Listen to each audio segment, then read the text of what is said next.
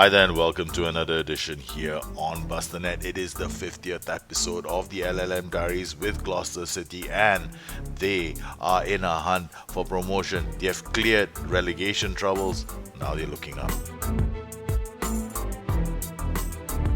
We've always spoken about collaborating with other YouTube creators. Well, this time, that's what we're gonna do with some of our patrons. There's a new show coming.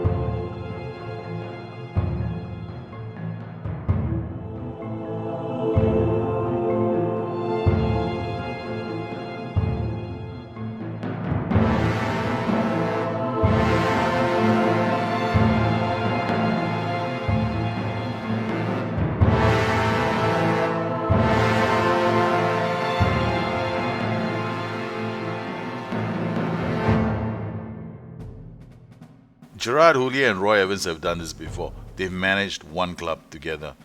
But now we're going to take three managers and put them in charge of Wolves.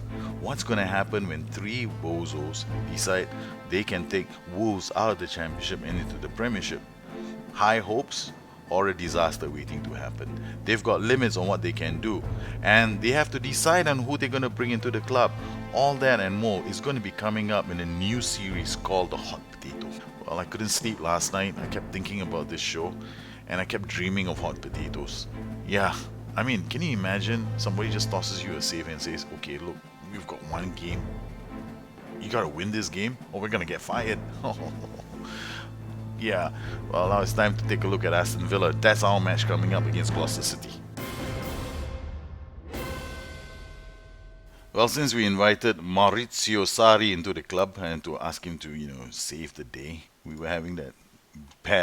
had this bad loss against Ipswich. Well, Sarri came in, he looked at our system, talked to our players, and decided to slap a few faces around, and we changed things around. Results: Swindon got slapped 4-2. Brentford got slapped 4-0. This was a nice match. Check out Stephen Hewitt's first goal. De Havilland plays the ball out. They clear the ball again. The defender comes from deep, launches one ball into space. The keeper makes a mistake. Hewitt opens the scoring of the first goal. I thought that was the end of it. No, we didn't. Kennedy out wide to Finch. Finch looks around, finds De Havilland. Again, the central defender plays an important role, finds McCallum with a great through ball, and McCallum goes on to hit us into a two-goal lead. And we thought, yeah, well, that's enough. Then Vertonghen comes along the way.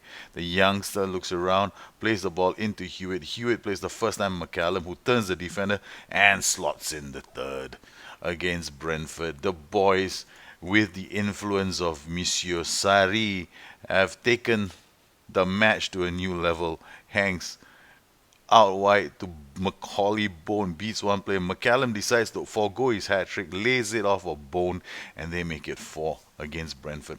What a result! And pretty happy with the change in fortunes for the side. Well, Vincent Tan's Cardiff prevented us from continuing this hot streak. They played pretty well. We had to defend for large periods of time. We managed to continue scoring Donald McCallum in front, but somehow had a problem against a 4-5-1 that was playing pretty fluid in the match. Didn't suit our style at all.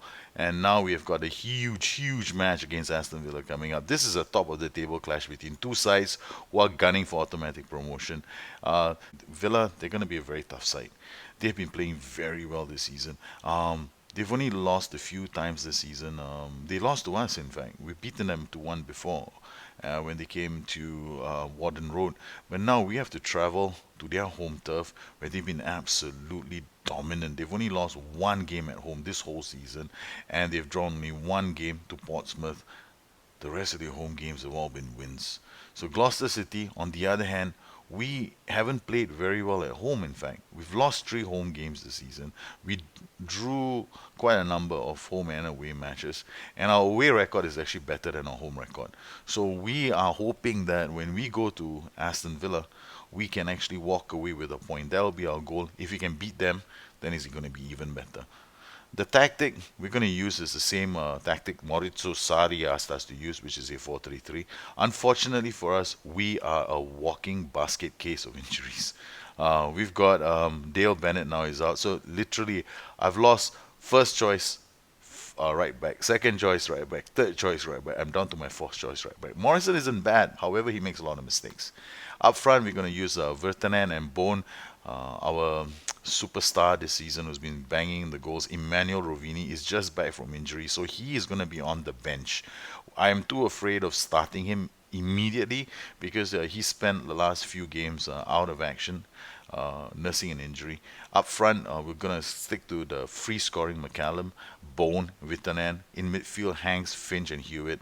At the back, will be Kennedy, De Havilland, Otto Worry, and Morrison. De Havilland has been a bloody sensation this season. He has had 3 assists as a central defender. Can you believe it? From the back, he creates goals.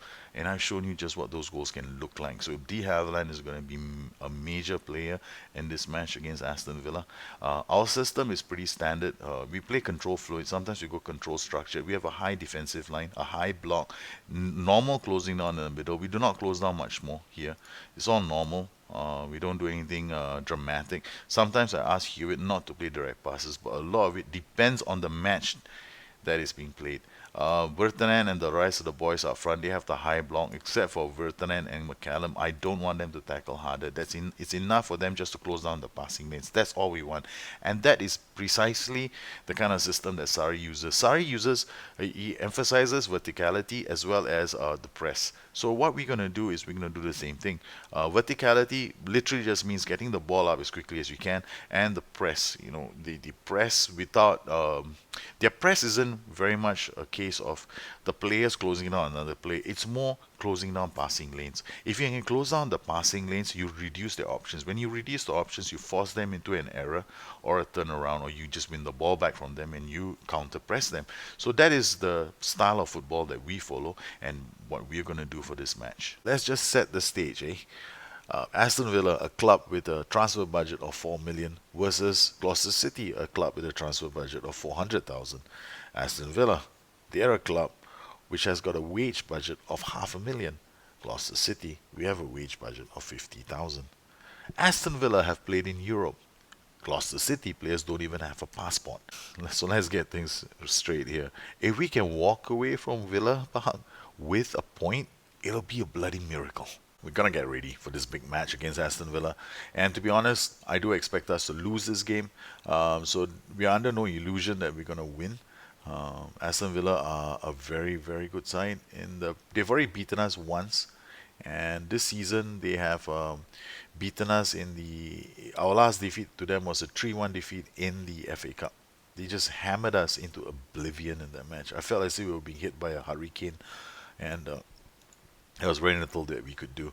So here we go. We're all set for this match against the what should be the promotion favorites. We're gonna play counter fluid against this team, and we hope that it's enough to put. I mean, we just hope that this is going to be enough against them. I doubt it is going to be. McCallum to Finch to Hewitt. Hewitt plays it out to Hanks. Hanks finds Rovini. That's good. And all right, Richie the late upends Rovini early, but that's just us after the initial goal kickoff. I'm still expecting Aston Villa to put in a good show. 2 shots already. We may have some possession, but it's all in defensive halves. We don't. There's very little happening in the attacking third. Williams with the ball, plays it out to Cousins, now to Phillips, to Gall, right? Williams now to Phillips, to Gall. They work the ball up very well. Kennedy, Finch wins this. Oh, he does well. Hewitt back to Arthur. Arthur into space. It's not going to go anywhere. Gall to Jano. Um, Now to Williams, to Carlos Castro. Finds Phillips. This should be their first goal. Yes, it is. And we're already a goal down to Gloucester City, already goal down to Aston Villa. We'll skip the highlight and carry on. Can we do anything to change this? Look, when the team is better than you in like attributes, like they are massively higher than you in attributes, you can stick two buses in.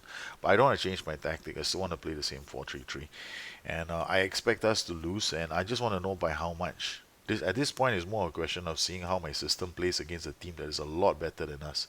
And if we can keep this to a narrow, respectable scoreline, it gives me a yardstick to compare myself for next season. So this game becomes a benchmark or litmus test to see where I need to improve my side. So right now it's very clear that we have decent players but not good enough. We're not controlling the midfield even with three players there, and so the midfield will need to we need to take a good look at our midfield. Uh, yeah, Aston Villa is just too good. Phillips plays it out to Jano. Jano out to Jordan. Oh my lord, this is painful to watch. Aston Villa, well, it's not too bad. We're just a goal down after coming to the end of the first half.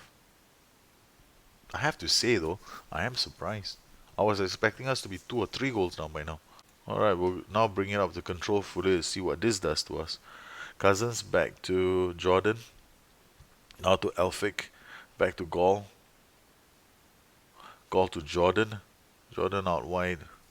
They have a throw delayed to Cousins. Cousins is playing it back to delayed. Oh, the boys are harassing him, but they still manage to get the pass out.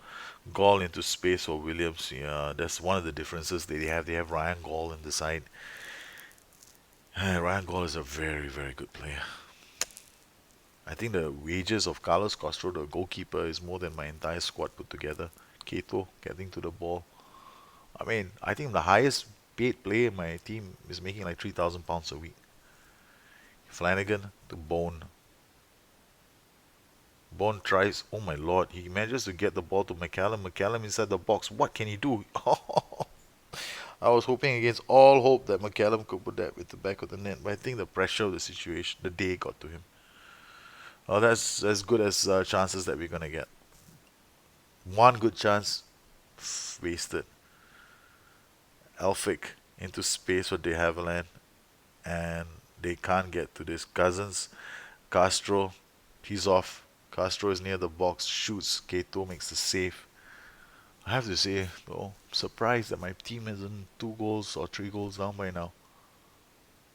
Jano into the box. Okay, so now I know that first up, we're probably gonna have to get 1 or 2 more players in that have pace on the flanks. That's one. Two, we need players that are a bit better at holding up the ball on the right and the left flank for the system. So next season, that's what I have to do. I have to find 3 more strikers. That's the first thing. And in terms of in the midfield, I probably will have to get 1 or 2 more players with great mentals. And how that is going to happen, I have no idea. Because we won't have a probably won't have a transfer budget to talk about. Keto and another goalkeeper. So we need a goalkeeper. I can see this from the game right now. So this game actually helps me understand where we are weak. Uh, the scoreline isn't that bad actually because I was expecting it to be far worse. Yeah, I'm expecting it to be a lot worse. Corner, K2 gets to it. This isn't too bad. We still might have a chance. Make substitutions. So who's not playing very well? 6.2 for Donald McCallum. So we'll put in Miko. Let him have a shot at this. Can't blame the youngster. Flanagan. So David McCallum is having a bad game at 6.2. So the rest of the team is doing okay except for one Arthur who's at 6.4. Miko, gets onto the pitch with 9 minutes to go. Could it be a fairy tale ending for Miko? I mean, he scored one great goal last season to help us get promoted. But Aston Villa won, Gloucester nil. That's not too bad, and we're playing reasonably well, all things considered. So I'm pretty surprised. De Havilland to Hanks to Hewitt, now to Vitanen. Miko does well, holds the ball up, gets Hanks into play. Hanks to Hewitt. Hewitt now to Bone. Bone, what can he do? There's not much time left. Gets it to Hanks. Hanks, and the referee calls time. Well, I have to admit I'm a bit surprised. We played pretty well away from home. It was a disappointing performance. I still have to say I'm not happy with their performance. Um, some of the players are very angry. He's furious that we lost. Seems very frustrated, looking furious. Yeah. On the whole, I have to admit it wasn't bad. Actually, all things considered, it was a surprising performance. We only lost 1-0 in a match I thought we were going to get hammered. We had one clear-cut chance. We could easily have gotten the equalizer. We limited Aston Villa only to one goal, even though they have five clear-cut chances. They were not very good in front of the net. So this actually serves as a very good gauge for me for next season. A defeat sometimes, it's a good thing. Here in this particular case, it gave me a chance to see where we were short, how we were not doing on certain transitions, and they all boil down to the midfield area. So next season, that's exactly where I have to focus, pay my attention, and try and get the players in so that we can actually do a pretty good assault on the Premiership. Aston Villa just gave me a really big clue on what I need to do. And don't forget, we have a new show coming up called Hot Potato Power Trip. Yes, this is a story where we take three managers, stick them into one club, and see what happens. Yeah, I suspect there's going to be some interesting stories that come out of that one. Well, if you have any questions, you know where to find me, the usual channels. Now, if you want to support this channel and continue to see us put out content that tries to help other gamers play the game of Football Manager, please visit www.patreon.com/busternet for more information. For a small donation, you get a copy of my book, Busternet Football Manager's Guide, and you also get access to our Discord channel where we have pretty interesting discussions on tactics going on almost every single day. So you take care. I'll catch up with you guys again soon. Bye-bye.